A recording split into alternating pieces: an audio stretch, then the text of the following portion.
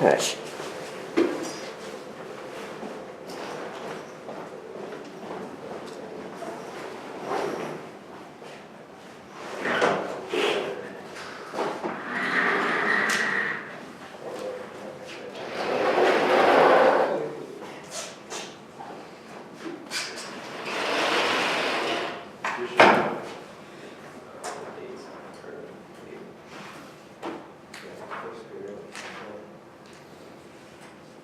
Okay. We should have 9 people. Wonder who we're missing. I think we know who we're missing. Shota's here, Guido is here, Mustafa is not here, Amanda is here, Adam is here, Alec is here, Stephen is here, Derek is here, and Diego is here. So, okay. So, I will explain that here in just a moment. Let's start with the syllabus.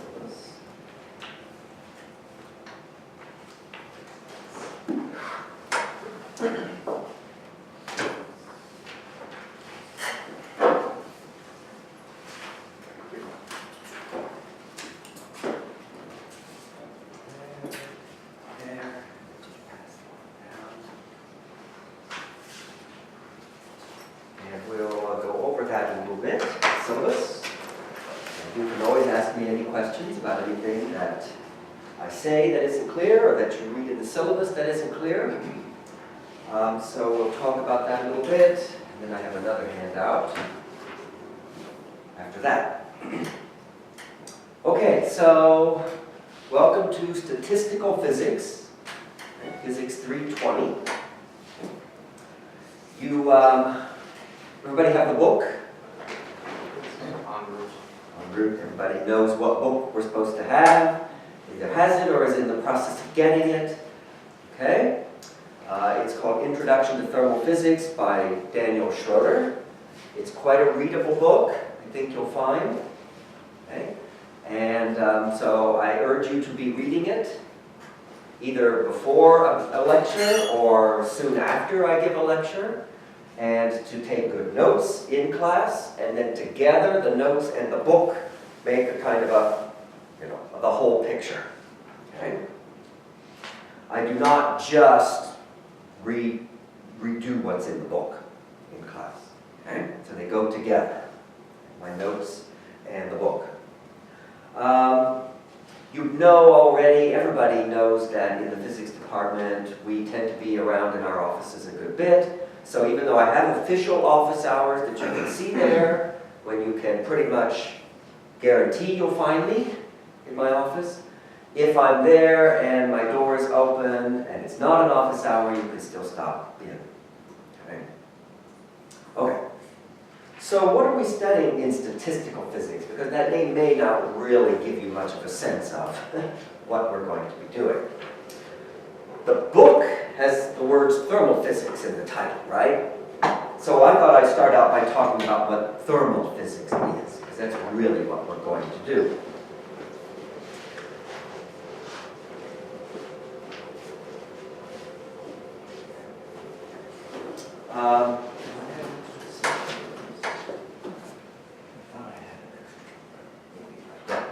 So thermal physics is the study kind of in the aggregate of a system with a large number of particles.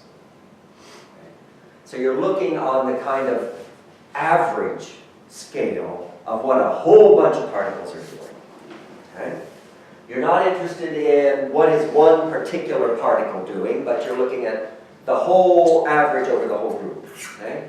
Because if you're talking about a large number of particles, let's say of the order of 10 to the 23 power, you know what number I'm talking about? Okay? Avogadro's number.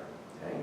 If we're talking about that many particles, to even try to watch the behavior of, each of them one by one is ludicrous. Okay? Don't even bother. You can't bother, you can't even follow all of those anyways. All you really want to know is, what do they do on average?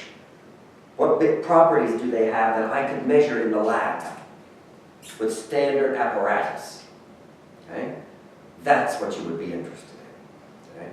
And thermal physics is about studying that kind of average behavior of a system with a large number of particles. Now, historically, thermal physics has been subdivided into two parts. And in some places, you'll find these two parts taught as completely separate classes. One part is called thermodynamics, and the other part is called statistical mechanics. Okay? We've kind of taken a hybrid word for this course and call it statistical physics. Thermodynamics happened first in the history of physics, or before statistical mechanics. And that's the study of the macroscopic behavior of a system with a large number of particles. Again, macroscopic means properties that you can measure in a lab easily, like temperature. Once we all agree on what temperature means and how to measure it. But once we agree to that, it's pretty easy to measure temperature. Or pressure, or volume, or energy, or, we'll learn a little bit later, entropy, or, if you had chemistry, enthalpy. Okay? Those are things you can measure in a lab, macroscopic properties. And the study of those properties has been called thermodynamics. And how those properties change if the system interacts with its environment. That's all thermodynamics. Statistical mechanics starts at the microscopic level, the level of atoms and molecules, and says, how can I go from that level to the macroscopic level and describe what I see on the macroscopic level. So that's a bit more deep. Statistical mechanics is trying to explain what you see on the macroscopic level by starting on the microscopic. Okay? So that's, if you like, a little more fundamental. So we're going to look at both of those things, thermodynamics and statistical mechanics, because they both fall under thermal physics. Okay? Okay, so that's kind of what we're going to talk about. Okay? And that's kind of my picture there on the front of the syllabus, in terms of the discipline that we're going to be studying and how it's broken up into kind of groups or categories. I have two main learning objectives for the class. I want you to be able to use well-known concepts from thermal physics, or to apply them, and to show me that you can apply them correctly, and that you understand how to apply them. Okay? So obviously I want you to be able to use the concepts of thermal physics correctly, to demonstrate that. And this goes with the first objective, I want you to be able to show me that you can systematically solve problems. Physics assesses how well we understand concepts by if we can apply them to solve problems. Physics is about solving problems, right? And so you have to be able to demonstrate that you are a competent problem solver, and that you can solve a problem and show your work, and that a person can follow the work that you have written down and can see, okay, so this person is using this idea and this idea, clearly stating the ideas being used. And then this person can take those ideas and go through the math by the steps and get an answer. And then a person can follow those steps and see where that answer came from. And there be no mystery.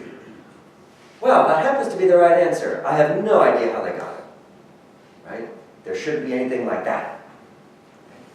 So I want to see how well you solve problems. Those are kind of the two big learning objectives. Okay, so now if we turn over onto the next part of the syllabus, I'm going to have to kind of glance at it with you since I gave it away. Right? Okay, the next thing I show you or talk about on the syllabus is the parts of the book we're going to be studying. And my goal is to get through most of the first 7 chapters. And actually, there are only 8 chapters in the book, so that's most of the book. Okay? I'm not going to quite do it in a completely linear order. I'm going to move around a bit. The bullet items you see there is the order in which we're going to do things.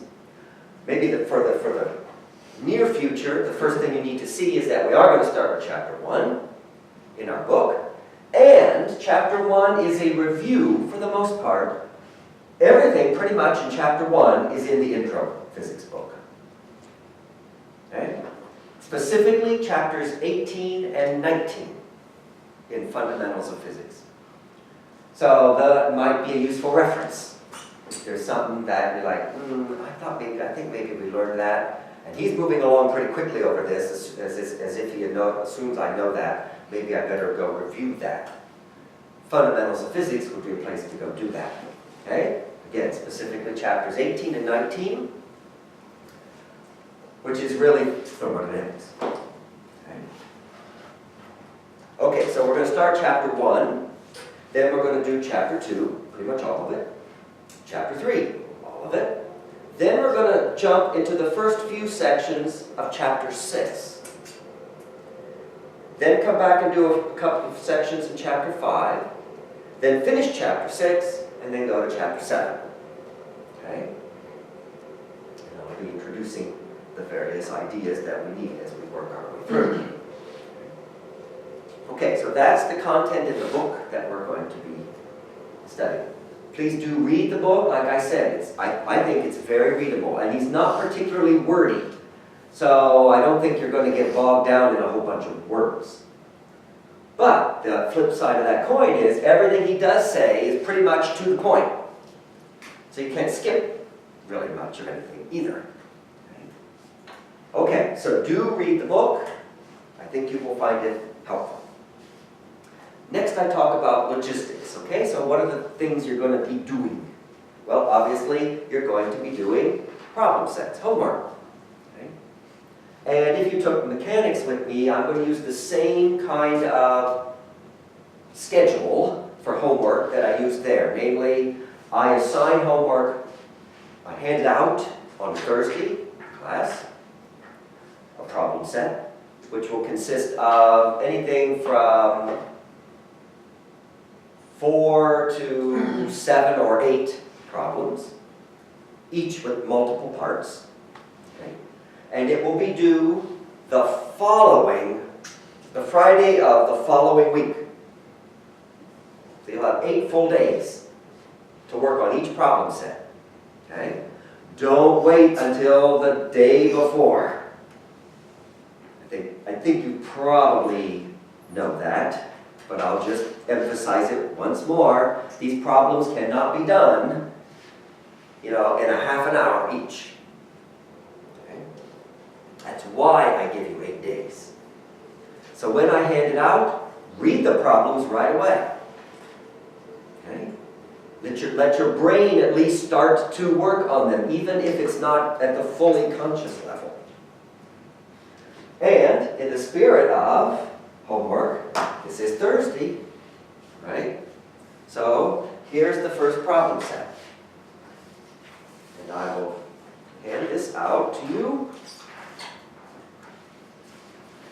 And I'll just pass this, you can set it down. And you can see that it has 4 problems. The point value of each problem is labeled. And please read these problem set sheets carefully when I hand them out and when you're working on them, because you will find that I often make extra comments about the problems that aren't in the book. Sometimes I will take a certain subpart of the problem, like part C of a particular problem, and I will say on my sheet, okay, I'm going to change the problem, part C. Don't do what's in the book for part C, do this. Understand what I'm saying? So it's very important to have this sheet in front of you when you're working the problems. Or I'll give you a hint that's not in the book. Okay? So definitely have this sheet in front of you as you're working on the problems. Okay? Otherwise, it will be, I'll say a little bit more about doing homework in a minute, but it will be the standard thing. You will do your work on a piece of paper, nice and neat, showing me what physics ideas you're using, and then going through the steps of the math to get the various answers. Okay? Turning that in at the due time. The due time is 4 p.m. on a Friday. So this one will be due a week from tomorrow, no later than 4 p.m. Okay? Okay. So, problem sets once per week. The next one will be handed out next Thursday. Okay, what else? Well, let's talk about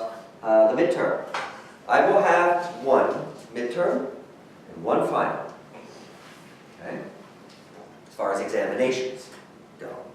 The date of the midterm is listed right there. Thursday, March 8th. So my plan is to do that during class time. I am thinking I'll give an extra hour though too, so that you'll have 3 hours.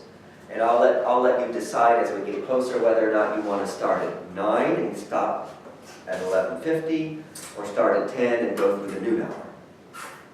Either way, you get 3 hours. Depends on your schedule. Okay? We'll worry about those, but just those details when we get closer to it. But we will have one midterm. Okay, and there's the date listed. And then the final exam. We'll do something a little different this semester with this class. I'm going to make the final exam be just on the material after the first midterm. See what I'm saying? So it won't be cumulative. It will be on the material after the second midterm, which will basically be the heart of statistical mechanics. Otherwise, it'll be at the scheduled time set by the registrar. Okay. Attendance and class notes. Well, attendance and class notes, I'm not going to actually have those directly affect your grade. I just urge you to always be here and to take good class notes. Okay? And to kind of motivate you, and to also help assess how well we're doing in terms of understanding concepts. What we're going to do is about every other Thursday, we're going to take the last 20 minutes and we're going to have a short quiz, in-class quiz, where I'm going to ask what I will consider to be kind of basic, straightforward questions about what we've just been studying within the last week or so. Okay? You will get to use your notes, not your book, your notes, because I want to motivate you to take good notes. Okay? They're not going to be long, like homework problems that might normally take you like an hour, because how could I do that in 20 minutes? They're going to be more short answer to see, you know, are the terms I'm using sinking in? Are you aware of the terms we've been talking about? Things like that, or the ideas we've been talking about. Okay? So, short quizzes about every other Thursday at the end of class. Okay. I've already talked about the text. Then you can see at the bottom of that page the percentages, the weightings in terms of grade. Problem sets 40%, all the quizzes together 20%, the midterm 20%, and the final 20%. Okay? All right, any questions so far? Anything I've said? No. Okay? All right, then there's one more page on the syllabus. There's some comments. First comment. The lectures, if you hadn't noticed us setting up back there, the lectures this semester will be video recorded, well, and audio. Okay? That is because we have student Joe Emerson, who really wants to take the class, but has another class, major class, that occurs at this time, and he must take it. So he asked if I would record the lectures so that he could take this class too. I said, yes, I would. So we're going to record the lectures. Hopefully, we won't have any technical issues with this. Okay? I know DH does it all the time. So I know it's doable. We'll see how it goes. Hopefully, we'll have to get everything worked out, okay, if we have any glitches. What I will do is I will take the SD card from each lecture. We will get it put into a format so that it can be uploaded to YouTube. And then there will be a link, and I will make that link available to the whole class. So that if you want to go back and watch a lecture again, you can, or parts of a lecture. Okay. So that's why the camera's there. Okay? All right, last bit of comments is about homework. And I just want to emphasize how important it is in physics to have ownership of the homework problems, to have intellectual understanding of the homework. This is how you learn physics, by doing it. Doing it to a physicist means solving problems. Okay? So we have to make sure we're all clear on the rules of doing homework. And it basically means that you can't do anything that short-circuits your own learning of physics. Okay? Because that goes contrary to why we do homework. We do homework to learn the physics. So anything that you do, or anybody does, that short-circuits that is not legit. Okay? So I've got a list. This is thanks to Dr. Anderek, who made this list up. I tweaked it a little bit. I've got a list of kind of do's and don'ts, or things that are okay behavior when you're working on homework, and things that are definitely not okay. Just so that we're clear. Okay? And this is this kind of list of statements with the dashes in front of them. Okay? In terms of doing homework. For example, read the homework problems early, as I mentioned, so that you can start thinking about them well in advance. Okay?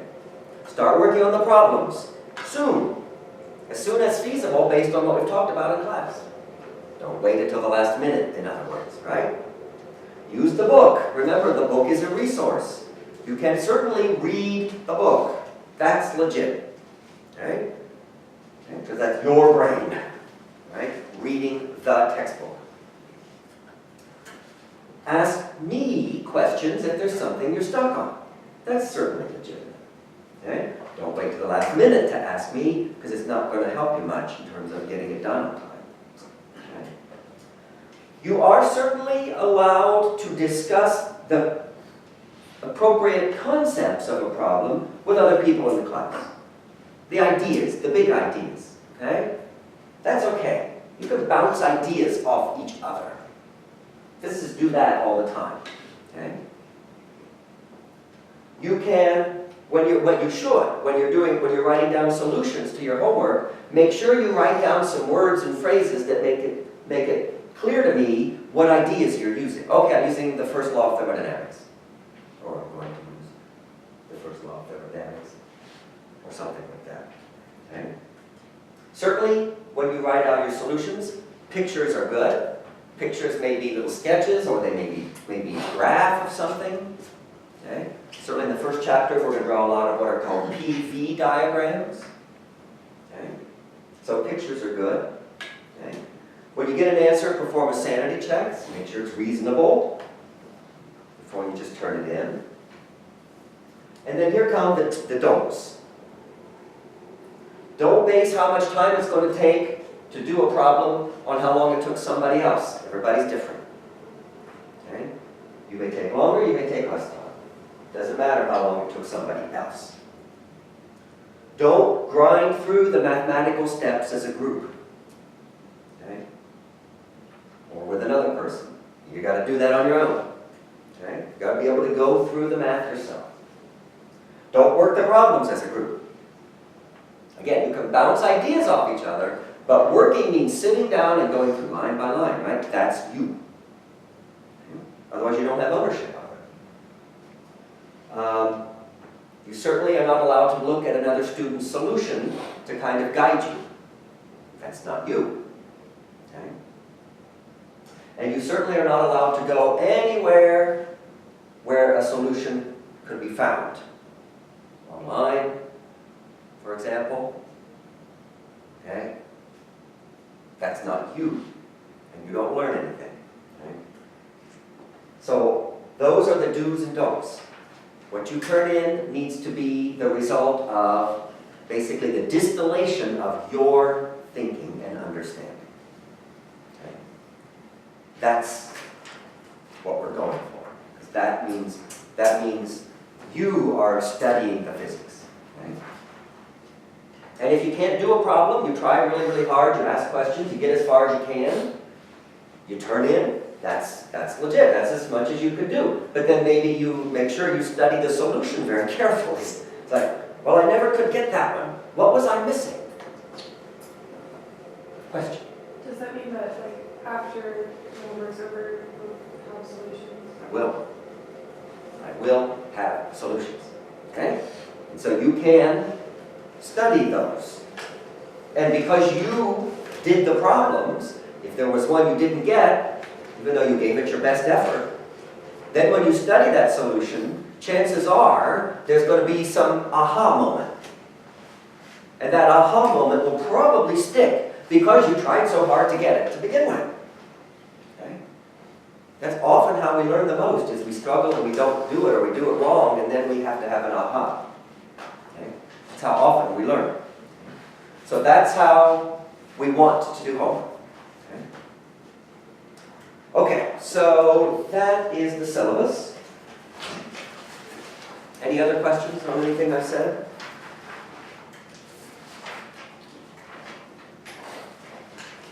No. Okay.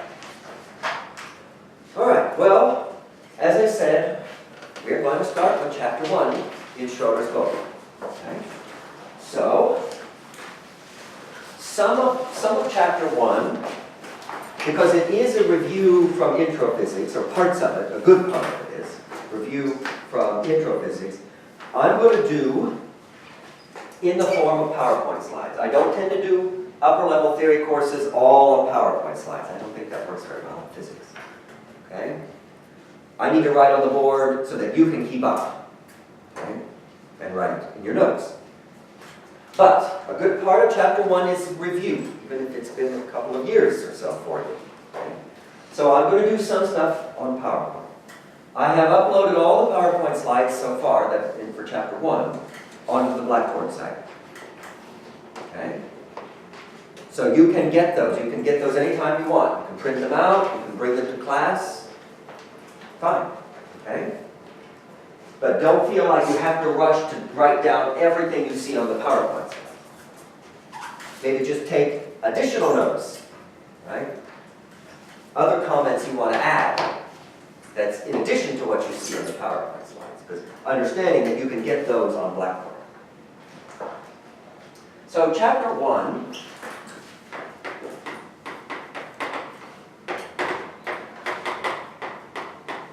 is about the concept of energy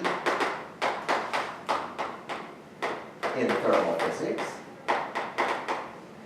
Energy, of course, is a very important topic in physics, and thermal physics is no exception.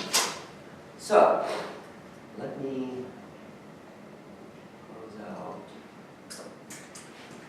what Dr. Harmon had, and let me get my first PowerPoint slide.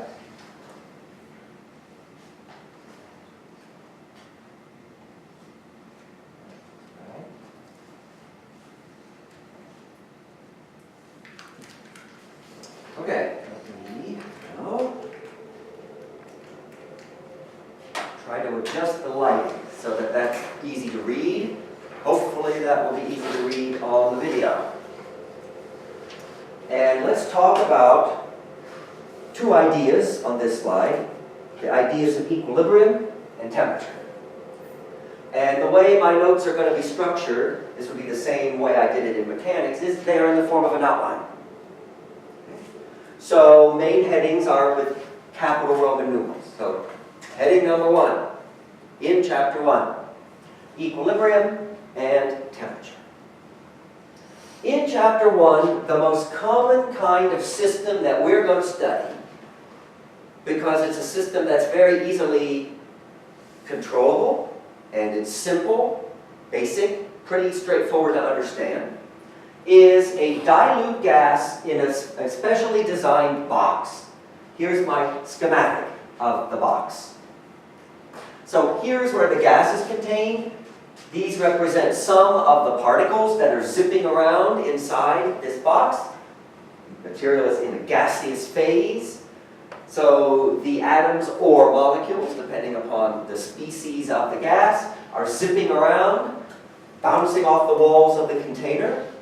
I just drew a few of these representative particles, but I'm thinking about there being of the order of 10 to the 23 of these particles. And the arrows represent possible velocities that the particles have. There's going to be a range of velocities. And that's the system, the gas. It's in this container. This container is designed to enable me to allow how the gas interacts with its environment. Okay? There is basically a piston up here at the top that, if this locking pin is removed there, can move easily, i.e. with no friction. But if I don't want that piston to move, I insert that locking pin, and notice what that will in essence do is fix the volume of the gas. But if I want the volume of the gas to change, all I have to do is remove that locking pin. Okay? So if I do allow the piston to move, I will say that this allows volume to be quote-unquote transferred between the system and its environment. It allows the volume of the gas to change. I'll have a valve somewhere that, if I hook it up to some maybe container with other particles, I can allow the system to transfer particles into or out of the box. Okay? So I can control if particles come in or out with this apparatus. And down here at the bottom, I have a thermally conducting base. All the rest of the sides of the box are thermally insulating. But this is a thermally conducting base. That's going to allow energy to be transferred in or out by a mechanism that we call heat. We'll talk more about exactly what that is. Okay? But that's the only part where the energy transferred via heat can happen, is through that thermally conducting base. So you see, I can control what kind of transfers happen between this system and its environment. Volume transfer, particle transfer, energy transfer via heat. I can control that with this apparatus. Okay? Okay. The other thing we're going to do in chapter 1 is we're going to assume that it is a good approximation to treat this gas as a classical system, that we don't have to use quantum mechanics.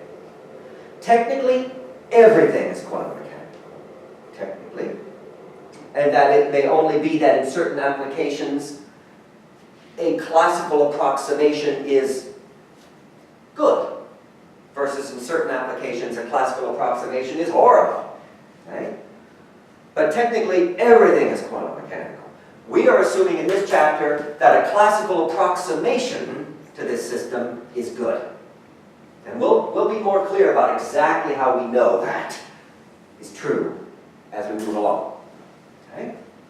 All right. So with this kind of system in mind, we're going to talk about 3 different types of equilibrium that you can observe for this system.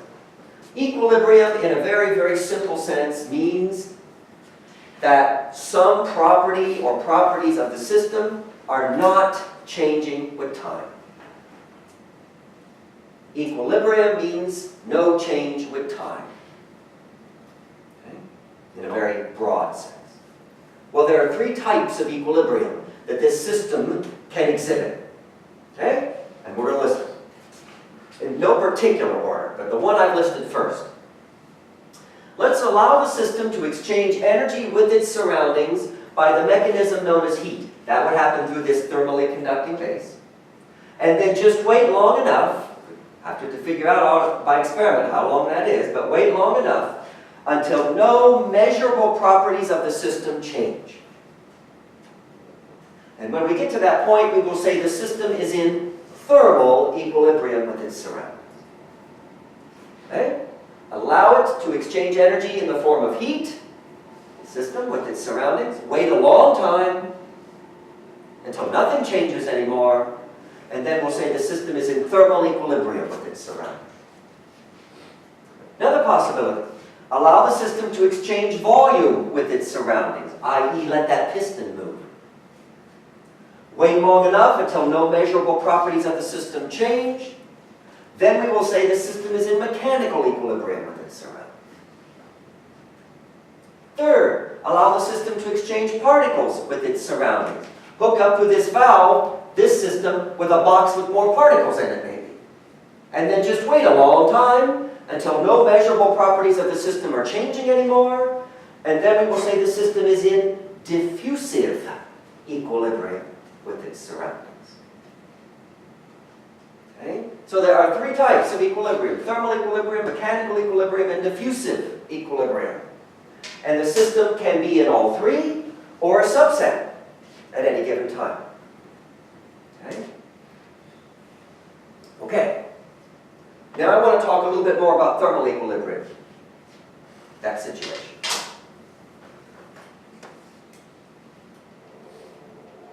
And I want to talk about the concept of temperature. We're going to learn later on in this semester a really fascinating formal definition of the concept of temperature, which I can guarantee is not anything you would ever guess. If I asked you to guess, hey, what's the physicist definition of temperature? Well, we're not there yet, though. So we're going to start more with a kind of an operational definition. If all you knew was what you could do in the lab, no deep theory, just what could you do in the lab? How might you define the concept of temperature? That's what we're going to start with. And that's going to work for chapter 1 in this book. Okay? So here's our operational definition of temperature. It goes like this. Temperature is that measurable quantity that will be the same for the system and its surroundings when the system and the surroundings are in thermal equilibrium. Okay? When a system and its surroundings are in thermal equilibrium, then we know that the thing that will be the same for the system and the surroundings will be the property we call temperature. Okay? Then it just comes down to ways to measure it. Okay? That is called thermometry. And it's very important. It's very, very applied. It's very practical. It's very in the lab and equipment intensive. Okay? And you could, in principle, have a whole course on thermometry and ways to measure temperature.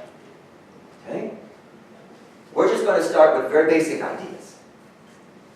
You can imagine temperature as being represented on a scale, on a directed axis. I've drawn it going vertically. You can draw it going horizontally. It's got a lower limit below which you cannot go, and it has no upper limit. Okay? And probably everybody knows that the lower limit on the temperature scale below which you cannot go is called absolute zero. And nature has told us you cannot go below this temperature. There is no upper limit to temperature on this scale. Okay? And then you just need, well, like I said, you've got to have methods for measuring temperature, and you've got to have a scale, you've got to have units for actually putting numbers down. Okay? So I've listed here on the temperature axis just some of the kind of hallmark points on the temperature axis where important things sit. Okay? Like the temperature of the cosmic background radiation, the remnant from the Big Bang. So all you astrophysics people know what that temperature is, yes? To at least 3 sig figs, can you tell me? 2.73. In a particular unit, yes? Yeah. We'll talk about that unit in a minute. Okay? So there's the cosmic background radiation temperature, which is very close to the absolute zero limit. There's the temperature at which, this is useful just from a lab point of view, because any kind of lab where low temperature experiments are done has lots of liquid nitrogen around. Okay? The temperature at which nitrogen transforms phase from a liquid into a gas, okay, is a certain temperature on this scale. On the same scale where 2.73 is the temperature of the microwave background, it's, for nitrogen to boil, it's 77. So pretty cold, but it's pretty easy to make liquid nitrogen. Then everybody worries about, well, what's the temperature at which water changes phase from liquid to solid? Or what's the temperature of a typical room? Or the temperature at which water changes phase from liquid to gas?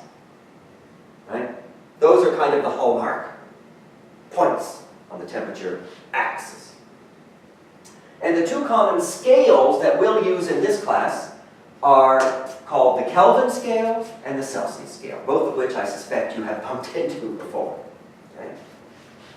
Anybody know which one of those two is the SI unit of temperature? Only one of the two is.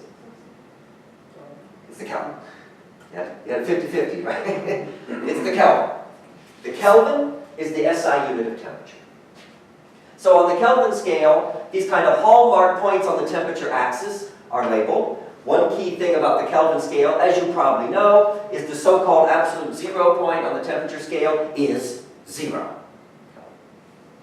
Any temperature scale where the lower limit on the temperature axis set by nature is given the value 0 is called an absolute temperature scale. Okay. So on the Kelvin scale, absolute 0 is 0. The cosmic microwave background radiation, I rounded it to 1 sig fig 3. Kelvin. Liquid nitrogen boiling, 77. Water freezing, 273.15 Kelvin. Room temperature, I say 300. That'd be a warm room, but you could live with it. Okay. Water boiling, 373.15. Oh, that's a nice range between freezing and boiling, 100 on the Kelvin scale, 100 units. Then there's the Celsius scale, which pretty much all the world except the US uses on a daily basis. Okay? And on the Celsius scale, you discover that absolute 0 is negative 273.15. Water freezing is 0. Water boiling is 100. 100 units between freezing and boiling. Just like on the Kelvin scale, yes? That tells me that the size of the unit on the Celsius scale and the Kelvin scale, they're the same size. Right? Because there are 100 steps between those two fixed points. Okay? The only thing different between those two scales is where the 0 is. So it's easy to convert between those two. Okay? And we will be doing that, if need be, no hesitation. If you were raised in the United States, you also know about the Fahrenheit scale. You can figure out the conversion. Okay? Look it up. I don't care if you look that up. There's no physics to learn, really, in converting between, say, Celsius. Degrees Celsius and degrees Fahrenheit. By the way, the unit here is degrees Celsius. See the degree symbol? It is not, on this scale, degree Kelvin. It has been decreed that it is just called Kelvin. Okay? Oh, watch out, don't write circle Kelvin, degree. It's just called Kelvin. There's also other scales. There's something called the Rankine temperature scale. On the Rankine scale, the size of the unit is the same size as on the Fahrenheit scale. But it's an absolute scale, meaning absolute 0 is 0 on that scale. You could come up with any scale you wanted, yes? And convert between various ones. But these are the two that we're going to use. Okay, so equilibrium, 3 kinds. And temperature is, if a system and its environment are in thermal equilibrium, then the property that is the same for the two things, the system and the environment, is the temperature. Okay? That's guaranteed. There may be other things equal, but temperature, guaranteed. That's a defining, at least in this way, a defining characteristic of temperature. Okay? All right. Now, that's Roman numeral 1. The next thing I'm going to talk about is, I think we're going to take our break. We'll do our usual break in these 2-hour classes. 10 minutes. And then we're going to come back, and we're going to start section 2. And we're going to review the first law of thermodynamics, which is a really important law in thermodynamics because it is nothing more than conservation of energy. Okay, so we'll take our break, 10 minutes, and then we will come back and resume.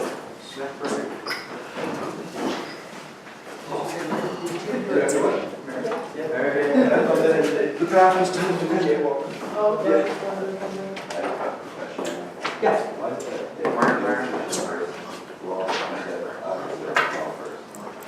Because the zeroth law was figured out as a logical idea after the historical reason. And it's really just a kind of a logical foundation for the concept of temperature. So you kind of need it as a base for the other laws of thermodynamics, but it wasn't realized first. Okay, makes sense. Thanks.